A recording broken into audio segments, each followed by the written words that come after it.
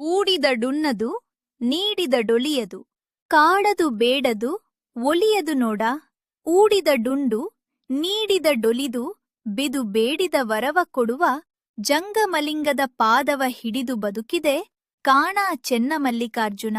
రూపాంతరం చెందిన భక్తి. ఇష్టలింగం నుండి జంగమలింగం వైపు ప్రయాణం. ఊడిదడున్నదు నీడిదడులియదు కారదు బేడదు ఒలియదు నోడ. నైవేద్యం పెడితే అది తినదు, కానుకను సమర్పిస్తే అది ప్రసన్నం కాదు, ఒకవేళ పెట్టకపోతే నాకు పెట్టు ఇవ్వు అని వేధించదు, అరగదదు. కాని పెడితే తిని, ఇస్తే ప్రసన్నమై కోరిన వరాన్ని ఇచ్చే జంగమలింగం యొక్క పాదాలను పట్టుకుని నేను వతుకుతున్నాను.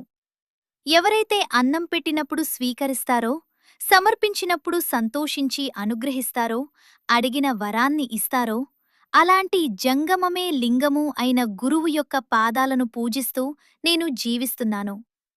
పరిణామం మరియు అనుభవవచనం.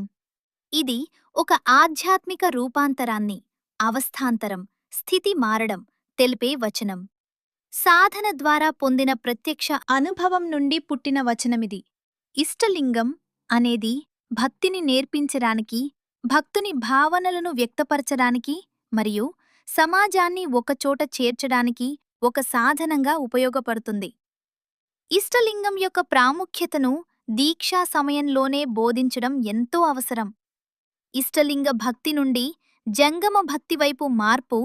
అక్క మహాదేవి ఇష్టలింగ భక్తి నుండి జంగమ భక్తి వైపు మళ్లారు. ఊడిదడున్నదు నీడిదడులియదు అని ఆమె అన్నప్పుడు, ఇష్టలింగానికి మనం నైవేద్యం పెట్టినా అది భౌతికంగా స్వీకరించదు అని అర్థం.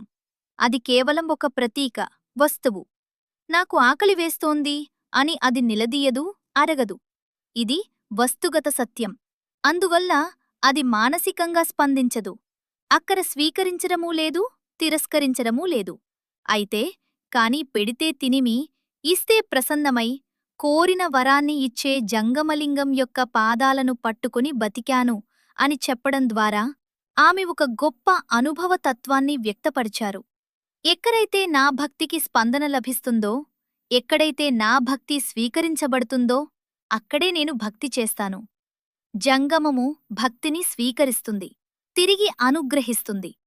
జంగమమే పరమాత్మ. జంగమమే పరమాత్మ స్వరూపం. జంగమ అంటే సత్యాన్ని సాక్షాత్కరించుకున్నవాడు, జ్ఞాని, సిద్ధుడు. నిరంతర సాధన ద్వారా సాధించుకున్న సత్య జ్యోతి అది. ఆ వెలుగే గురువు, ఆ వెలుగే జంగమము.